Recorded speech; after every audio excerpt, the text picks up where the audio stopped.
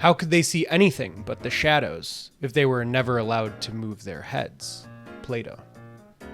So I never really understood Plato's allegory of the cave growing up. Like, it's entry-level philosophy stuff, but I was always scratching my head. But recently, somebody told me that this allegory is actually just the earliest example of gaslighting, and I kind of like that take. But still, I wasn't 100% clear on how some allegory about people in a cave relates to real life. Is the allegory saying that life is an illusion, or that chilling in a cave with your boys is actually a ton of fun, or neither of those things? And of course, as it always goes with me, I found out that One Piece actually does a great job at explaining this ancient allegory by showing you some of the most gaslit characters that you've ever seen. One Piece helped me put this allegory into perspective and give it some concrete examples, so now I feel confident enough to tackle the allegory of the cave again. And I've got 2 ideas to see if I understand it. I'm either enrolling in Philosophy 101 at my local community college, or I'm gonna reach back out to my toxic gaslighting ex. But until then, let's look at how gaslit characters from One Piece explain Plato's allegory of the cave.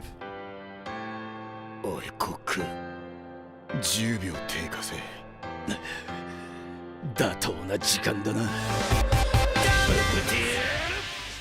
Plato D. Philosopher's allegory of the cave is a philosophical metaphor from his work, The Republic. It describes prisoners who have been chained inside a dark cave their entire lives facing a blank wall. They only see the shadows cast on the wall by the objects behind them, which are illuminated by a fire. And these shadows are the only reality they know. One prisoner is freed and he discovers the outside world, and they eventually realize that the shadows are mere reflections of true forms in reality. Ultimately, we're talking about ancient Greek gaslighting. And obviously, this is something we can apply in our own lives as well, when we have moments of clarity that show us that the world we've perceived isn't the reality in front of us. Like when we realize we're being lied to or manipulated or straight up gaslit by people that are close to us or the powers that be in this world. People in the cave see exactly what's being shown to them, which ultimately can be a mere representation of real life. But new information or new perspectives can help you leave the cave by thinking outside of the bounds of the way that you perceive the world. And even if you already see how this applies into your life, personally, I first had to see how in the world of One Piece, some of our favorite characters go through similar journeys. There are characters who start with a limited understanding or perspective on their situations, like prisoners in a cave, and then through their experiences, help from friends,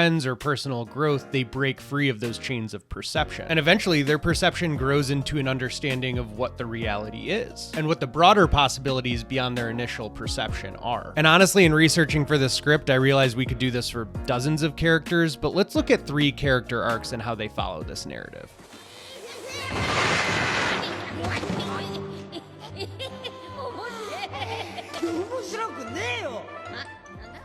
So many characters in One Piece, when we first meet them, are actually being gaslit, or in the cave, as this allegory wants us to call it. Nami's cave was constructed around her when Arlong invaded her village. Her perception of the situation she was in was pretty straightforward. She had to serve and work with Arlong to free everyone. There was no other way to achieve freedom for herself and her family. And that situation that Luffy found Nami in was her cave. Another character, well, a whole race, is the fishmen. So many fishmen, like Jinbei, faced discrimination and hatred from humans their entire lives. Not only were fishmen and mermaid prize slaves, but they all knew a story of their folk hero Fisher Tiger. And a lot of their people believed that killing or subjugating humans was the only way to protect their kind. Jinbei was born into and watched this cave develop around him. And the cook of our crew, Sanji, grew up in a cave of abuse with his family. He believed that his value was defined by his dad and his siblings' treatment of him. He couldn't perceive his true worth or have any positive self-image while he was living in that world. Whether it's a situation that people are born into or something that develops over time, the cave is a state where your worldview is only a reflection of reality, but you're not necessarily seeing things for how they actually are. And at the end of the day, you don't even know that things aren't really what they seem.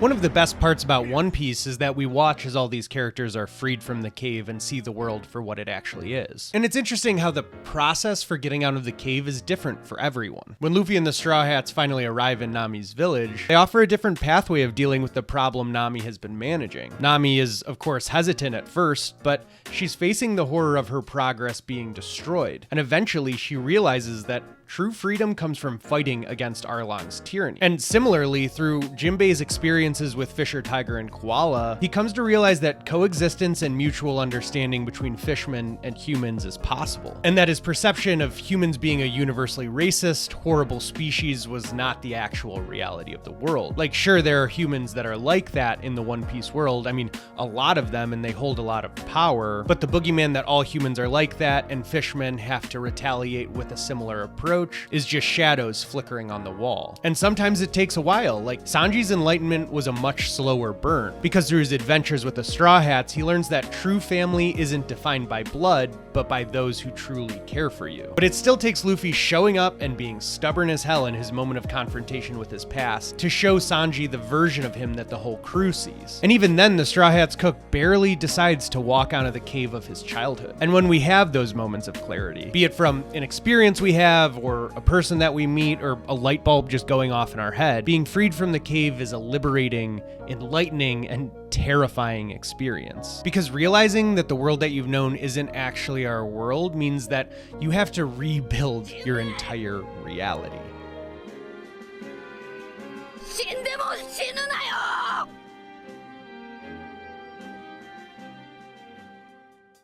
Returning to this cave is potentially the hardest part of this entire allegory, both for me to understand and for anyone to do. The process of coming to terms with the reality of the cave and dissolving the illusion isn't easy to do. Nami decides to trust Luffy and his crew and accept their help to defeat Arlong and liberate her village. But it's not easy for her to accept the true situation, and that she needs Luffy, and that she can lean on other people for help. But eventually, this act of enlightenment not only frees her, but also her entire village from oppression. And for Jinbei, the return to the cave is a lifelong process, working towards peace and understanding between species. And it ranges from the way he protected the country through his relationship with Big Mom, to the work he does to help others see the possibility of coexistence, and the role he plays in assisting and guiding Luffy, not only during Marineford, but also as the Straw Hats fight Hody Jones and to the releases of today. All of it is the full sequence of returning to try and inform those who are still living in the cave about reality. And Jinbei's such a great example of this because he's been returning to the cave and trying to educate the other prisoners. Ultimately, the arc in Fishman Island is an example about how those who are still held captive in the cave will often rebel or lash out against the opportunity for new information and a new perspective. And finally, Sanji's return to the cave is a constant state of acceptance for him. His acceptance of the Straw Hats as his true family, his acceptance that he doesn't have to run away from his past, and his acceptance of being comfortable and willing to ask others for help. He may have rejected Judge because he was a terrible person and a terrible parent, but Sanji isn't running away from his past anymore. It ties into his line back at Zou during his apology about not meaning to hide anything from the crew. His sister Raiju explained to him that his existence and his continued life is what their mom gave her life for, which connects back with Luffy saying at the Baratier that dying is no way to repay someone's kindness. Like in Enies lobby, Sanji told Usopp that each person has their role, what they can and can't do, and if they can't do something, they should entrust it to someone else who can, since as a crew, they should really trust each other. But Sanji didn't actually do that, because he was living in the cave. He couldn't fight Khalifa, obviously, but he didn't go and entrust it to Nami, because his pride wouldn't let him put Nami in danger. His pride didn't let him trust her, so Nami had to take the fight by force and throw him out. But flash forward to Wano, and Sanji doesn't hesitate to ask his crew member for help in almost a carbon copy situation. This growth is what symbolizes the return to the cave, and it's what I think is the best demonstration of the return to the cave in real life. It's a constant process when you realize the world you're living in isn't reality. You grow and adapt based on new information, but you can't always make everybody else realize it. You can only continue to reinforce the reality you've come to see,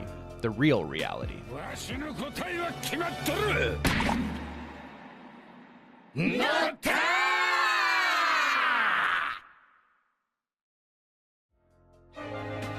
But the thing about the allegory of the cave is that there's no real resolution. Recognizing the illusion is the first step, but you can't force other people to see it, and you constantly have to work on it yourself. Jinbei can't make all the other fishmen know what he knows. And Sanji is still internally battling the world he accepted when he was living in the cave. And after researching this a lot, I personally believe that Sanji is the most gaslit character in the entire series, if not in all of anime. Not only because of how insane his past is, but because he hid it from everyone. He grew into into an adult harboring this negative self-image and nobody could refute it. And his process for unlearning is actually a really great guidebook, both for what the allegory of the cave means and how we can all manage our perceptions of the world after realizing we've been manipulated into a false image.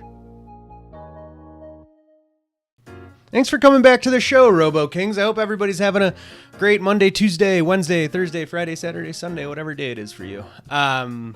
This video was super interesting to make. One, because, like I said, the allegory of the cave, not something that I really have ever been able to wrap my head around, but also because this process of relearning after being gaslit or manipulated is something that I've gone through, and I think that a lot of people have experienced to one degree or another. You know, it's not always some insane trauma. It's not always something malicious or nefarious or, you know, by a bad actor in your life, but people experience this a lot. And like I said, it's not always personal relationships. Sometimes it's news coverage in your country or, you know, your government or your boss, your work. I think people get manipulated at work all the time. So this one really hit close to home for me. So I hope people enjoy it. I really like these kind of looking at philosophical metaphors or concepts or ethical dilemmas and using my favorite anime on it. One Piece is such a big, grand, meaty story that it applies to everything. But I have a whole gaggle of stories that are, or scripts that relate to, you know, Hunter x Hunter, or Frieren, or Jujutsu Kaisen, or some of my other favorite anime that I've never discussed on this show, like Kino's Wonderful Journey or Sunny Boy.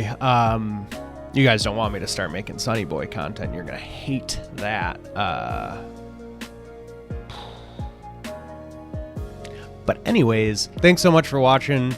Still working on a few things, and I think kind of in the next 3 weeks, what's the date? The next month or so, I'm going to start working on some live streams.